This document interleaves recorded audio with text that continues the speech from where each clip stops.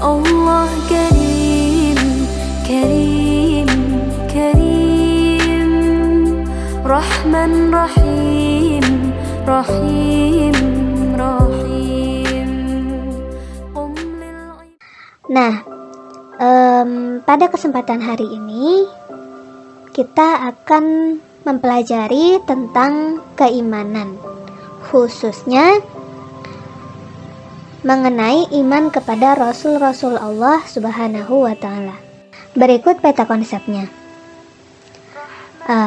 Di dalam memahami iman kepada Rasul, kita harus mengetahui terlebih dahulu tentang makna dan landasan iman kepada Rasul-Rasul Allah. Setelah kita mengetahui hal tersebut, kita bisa melakukan ataupun berperilaku sesuai dengan perintah-perintah yang Rasul berikan.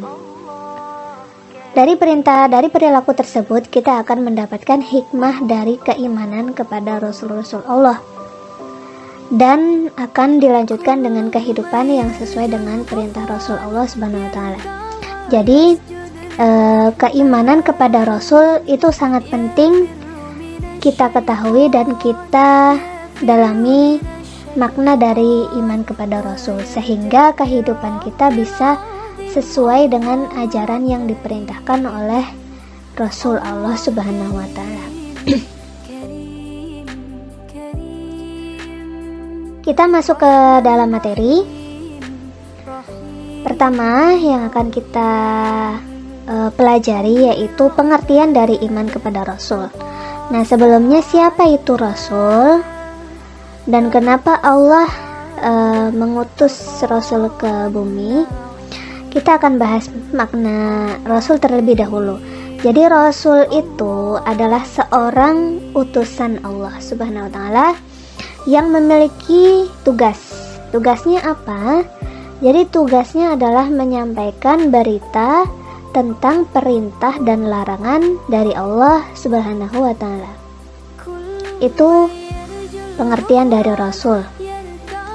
Nah, setelah itu kita perlu dan wajib mengimani keberadaan Rasul. Nah, iman kepada Rasul memiliki makna kita meyakini dengan sepenuh hati bahwa Allah Subhanahu wa Ta'ala telah mengutus manusia dari kalangan laki-laki pilihannya. Untuk apa? Untuk menyampaikan ajaran Allah Subhanahu wa Ta'ala. Itu pengertian dari iman kepada Rasul. Jadi kita sudah tahu ya bahwa ketika kita hendak beriman kepada Rasul, maka kita harus yakin sepenuh hati bahwa ada utusan Allah yang memang ditugaskan untuk membimbing manusia ke jalan yang benar. Selanjutnya, ini landasan ataupun dalil yang memerintahkan kita beriman kepada Rasul. Ada dua dalil, sumber dalil, yaitu yang pertama dalil nakli dan yang kedua adalah dalil akli. Yang pertama dalil nakli. Apa itu dalil nakli? Jadi dalil nakli itu dalil yang bersumber dari dalam Al-Quran maupun hadis Nabi. Ada 4 hal yang dijelaskan di dalam Al-Quran. Yang pertama, dalil dalam bentuk kabar, berita tentang adanya Rasul. Itu terdapat di dalam Quran surat An-Nahl ayat 23. Yang kedua, ada dalil yang menerangkan tentang kedudukan para Rasul ya sebagai utusan Allah. Itu ada di dalam Quran surat Al-An'am ayat 48. Yang ketiga, dalil yang menerangkan bahwa Rasul itu berasal dari kalangan laki-laki. Itu ada di dalam Quran surat Al-Anbiya ayat 7. Dan yang terakhir, tentang berapa jumlah nabi dan rasul yang diutus oleh Allah, itu ada di dalam hadis riwayat Baihaqi. Nanti silahkan kalian coba cari dan baca dan pahami ayat tersebut, sehingga kita bisa mengetahui bahwa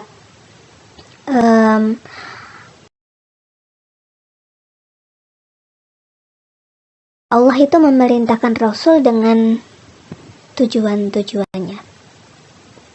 Itu dari dalil nakli. Kemudian dalil aklinya, jadi dalil akli itu apa? Akal ya, akal. Jadi dalil yang bersumber dari akal sehat manusia. Jadi yang pertama, manusia itu diperintahkan untuk menyembah hanya kepada Allah Subhanahu wa Ta'ala. Tidak boleh menyembah kepada selain Allah. Nah, ketika kita menyembah Allah itu perlu caranya. Caranya seperti apa? Tata caranya seperti apa? Jadi Rasul itu kita perlu ada orang atau seseorang yang membimbing kita dalam menyembah Allah dengan cara yang benar. Nah, itu kita harus memikirkan hal tersebut. Jadi tidak mungkin manusia itu bisa menyembah Allah secara spontan tanpa adanya tata cara, pedoman dan sebagainya. Jadi Rasul jelas-jelas diberikan tujuan, diberikan tugas untuk membimbing manusia dalam menyembah Allah Subhanahu wa Ta'ala. Yang kedua, jadi ketika kita melakukan suatu perbuatan, ya, jadi itu ada konsekuensi. Jadi ketika kita melakukan ketaatan, kita mendapatkan pahala. Dan ketika kita melakukan kemaksiatan, maka kita akan mendapatkan hukuman. Nah, sehingga dalam membedakan mana yang merupakan ketaatan, mana yang merupakan kemaksiatan, perlu diutusnya seorang nabi dan rasul agar memperoleh peringatan, memperoleh tuntunan yang baik, yang sesuai dengan jalan yang benar. Jadi itu dalil aklinya.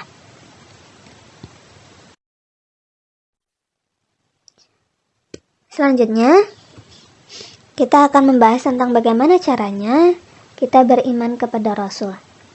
Sekarang ini kita sebagai generasi 2000-an, generasi milenial, tentu tidak mengalami ataupun tidak bertemu Rasul secara langsung. Artinya apa? Artinya kita meyakini sesuatu yang memang tidak ada. Nah, ada cara-cara yang bisa kita lakukan agar kita lebih mudah dalam mengimani para nabi dan rasul, walaupun memang kita tidak bertemu mereka, beliau-beliau. Yang pertama yaitu kita hadirkan di dalam hati kita. Jadi kita meyakini dengan sepenuh hati bahwa misi para rasul adalah benar dari Allah Subhanahu wa Ta'ala. Yang kedua, ya, jadi kan Allah itu kan mengutus nabi dan rasul itu tidak hanya 1, 2, 3, tapi banyak ya. Sehingga kita tidak boleh membeda-bedakan antara rasul satu dengan rasul yang lainnya. Kita tidak boleh hanya meyakini satu rasul saja, tapi tidak meyakini yang lain. Itu tidak boleh. Jadi semua nabi dan rasul harus kita imani dan harus kita yakini keberadaannya. Yang ketiga, meyakini kebenaran semua yang disampaikan kepada para rasul. Rasul itu memiliki sifat sidik ataupun jujur. Jadi apapun yang disampaikan, apapun yang diberikan kepada umatnya itu adalah sesuatu yang benar dari Allah Subhanahu wa Ta'ala. Itulah keistimewaan dari para nabi dan rasul, berbeda dari manusia biasa. Kalau manusia biasa pasti ada khilaf, pasti pernah berbohong, pasti pernah melakukan suatu kekeliruan. Itu berbeda dengan para nabi dan rasul yang memang memiliki keistimewaan selalu berkata jujur, benar. Maka dari itu apa yang disampaikan oleh para rasul harus kita yakini kebenarannya. Yang terakhir, ketika kita sudah mengetahui ajaran-ajaran para nabi, para rasul, maka kita harus mengamalkan ajarannya dalam kehidupan sehari-hari. Nah, itu cara kita beriman kepada para rasul.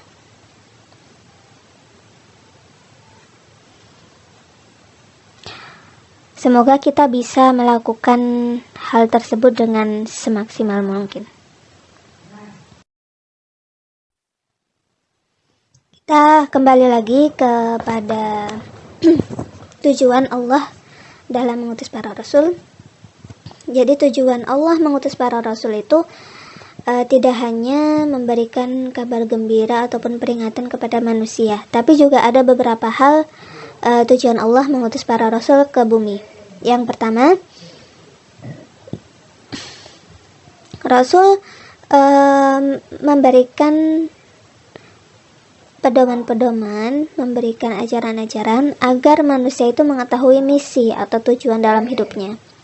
Jadi apa sih tujuan manusia hidup di bumi ini? Yang jelas ketika kita sudah terlahir di muka bumi ini, kita memiliki misi untuk beribadah kepada Allah. Beribadah tidak hanya sholat, ngaji, tidak hanya bersedekah, tapi kita juga memiliki misi kemanusiaan juga. Ya, yang kedua, tujuan Allah mengutus para rasul agar manusia itu mengetahui konsekuensi dalam kehidupan. Konsekuensi ketika kita melakukan sebuah kebaikan, kita mengetahui bahwa kebaikan tersebut akan menghasilkan kebaikan kepada kita. Bisa berupa pahala dan bisa berupa kebaikan-kebaikan yang lain. Tapi kalau kita melakukan suatu kejahatan, kemaksiatan, tidak hanya kepada Allah tapi kepada manusia, maka itu akan kembali kepada kita. Bisa berupa keburukan ataupun berupa dosa. Yang ketiga, agar manusia mampu meraih kehidupan bahagia. Tidak hanya kehidupan bahagia di dunia saja, tapi juga kehidupan bahagia di akhirat kelak. Dan yang terakhir, agar manusia taat dan tunduk kepada aturan Allah Subhanahu wa taala. Rasul diutus ke bumi menjelaskan tentang perintah-perintah Allah. Dan ketika Rasul sudah menyampaikan kepada kita, maka kita wajib taat dan tunduk kepada perintah Allah tersebut. Maka itu tujuan dari Allah mengutus para rasul.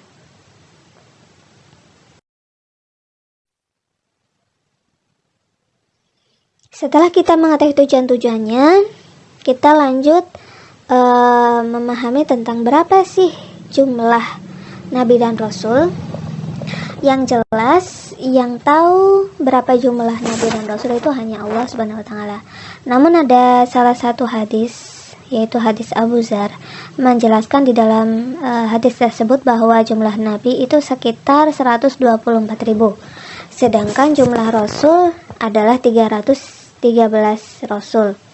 Itu sekitar jumlahnya seperti itu. Nah, yang wajib kita imani itu ada 25.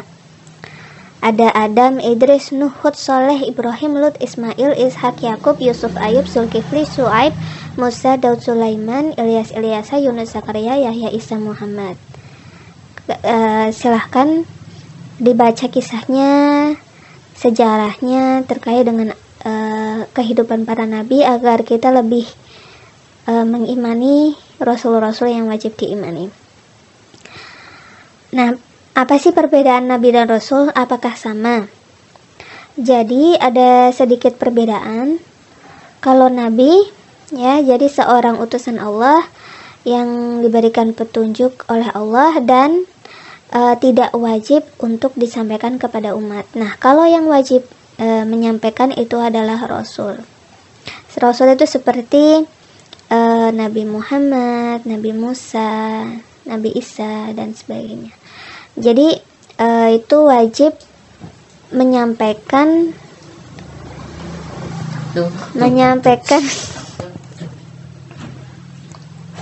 firman Allah Subhanahu wa taala kepada para manusia.